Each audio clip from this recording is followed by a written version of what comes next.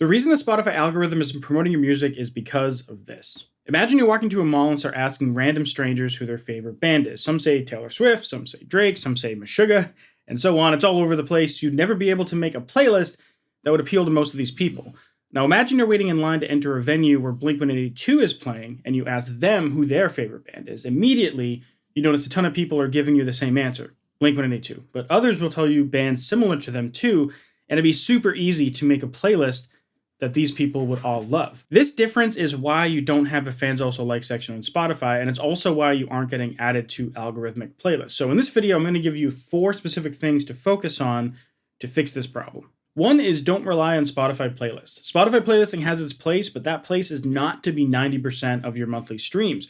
So many artists will simply hire a third-party playlisting company and call that music marketing, get on a bunch of broad playlists that do get them a bunch of streams, but might as well be walking up to strangers at the mall. This kind of random streaming behavior is confusing the Spotify algorithm, and they have no idea who to show your music to as a result. There are some exceptions to this rule if you can get on hyper-targeted playlists or if you have your own playlist that you've grown in your own niche, but most of you aren't doing this. And also, if you're already on Spotify algorithmic playlists, using playlisting can actually be a good way to accelerate the growth you're getting on algorithmic playlists. But as a rule of thumb, don't let third-party playlisting be more than about 15%, 10 to 15% even, of your monthly stream count on that specific song. Number 2 is actually understand your audience. In order for Spotify to understand who they should show your music to, you need to understand who you need to show your music to. And this tip is critical for making tip number 3 work, so please don't skip this section because it's incredibly important. I talk to about 15 to 25 artists per week in consultation calls, and I've done this for years. The biggest, most successful artists I speak to know exactly what other bands their fans love. They know how old they are, they know what they look like, what hobbies they have, and a whole bunch of other stats. And not only do they have it written down somewhere, they can tell you this information on the spot. And this allows them to consistently make music that their audience loves, make videos that their fans will actually watch, and create ads that actually convert. So here's your homework assignment. Figure out your genre, but not just the broad genre, the specific subgenre or microgenre that you make.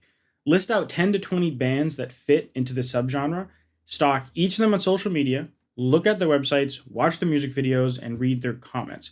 Your goal is you want to have a really good understanding of people that actually listen to your music, and one really good way to do this is first figure out where you fall, stalk other people in that niche, and figure out what the fans are like in as much detail as you possibly can, and then write all this information down for yourself, because if it works for them and you're very similar to them, it's probably going to be very similar to you, and then over time you can refine that as things change. Now that you have a better understanding of who your people are, we can get into the meat and potatoes of this video. Tip number 3 is drive high intent streams. And I'm going to break this tip into 2 halves, free and paid. And the free portion largely revolves around the thing that keeps most artists up at night, contemplating if they should give up in their dreams of making it in the music industry, which is social media.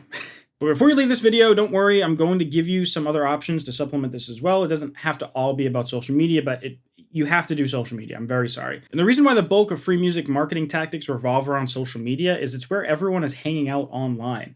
Additionally, most social media platforms revolve around video, and in video you can have audio, and that means you can share your music. And I'm going to be honest, as an artist myself, I'm not the best at social media, and I hate it just as much as you do. I compensate for my lack of social media content by spending more on ads, and I really should do better. I've seen how powerful it is, and I've spoken to other people who are experts in this area, and I've just seen what it can do. So you really have to treat social media seriously. You don't have to use it personally. You have to use it like a business does. Click up here to watch an interview video I did with All About Helping. He's one of the experts I was talking about, and social media is his wheelhouse. So there's a ton of awesome information in that video that'll probably help you out. But in a nutshell, if you're an artist and you have a new song, you need to do these things. Go to 2 to 3 cool places and film a lip sync performance video of your song.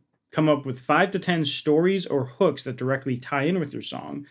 Cut your song into 4 clips and incorporate these stories and hooks onto each clip, and make sure to keep your audience in mind at every step of that process. Now, this will give you between 40 and 120 pieces of short-form video content to post daily on TikTok, Instagram Reels, Facebook Reels, and YouTube Shorts. All right, so let's talk paid strategies, my area of expertise. Right now, the best platform for driving high-intent streams to Spotify or any streaming platform is Facebook ads, where you can also run Instagram ads, which for most of you probably will mostly just run on Instagram.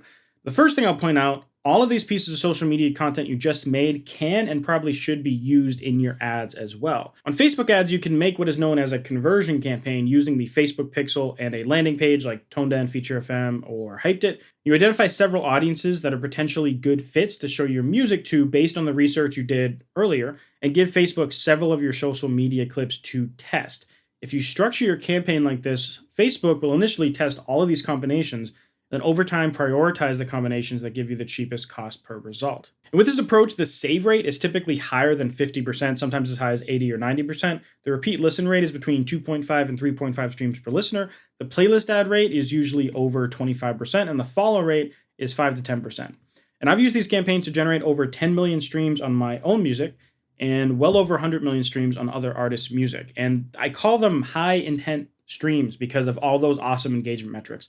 A playlist campaign will have a save rate of around 5%, whereas as I just told you, the ads will have a save rate of like 50+%.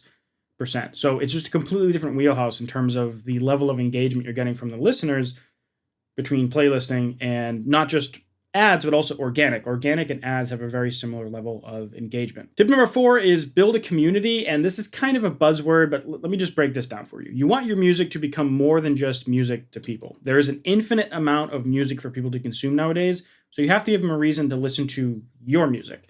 And this means telling people what you stand for, sharing your process and personality with them, interacting with them online, making it possible for them to fall in love with not just the music, but the people behind the music. And in many ways, this is tied to social media, but it goes beyond just posting. Reply to everyone's comments and DMs, come up with ways to get them involved, and maybe even make a Facebook group or Discord server or something else like that to make it easier for people to communicate with you and other fans. This doesn't happen overnight, and it probably deserves an entirely separate video. But the reason why this is beneficial is you're creating this kind of cult, diehard subset of your fans who are going to check out everything you do. And if they really love what you do, they're probably the perfect person for your audience, so you can learn a lot about them. And Spotify is also going to learn a lot about these people who are consuming your music at such a high rate. If this sounds overwhelming to you, watch this video right here where I show a detailed, all-encompassing strategy for getting 1 million streams in your first year of releasing music online. Or if you prefer a deep dive on the ad strategies that I talked about in this video, check out this video down here. Anyways, thanks so much for watching, and I'll see you next video. Bye. God, no.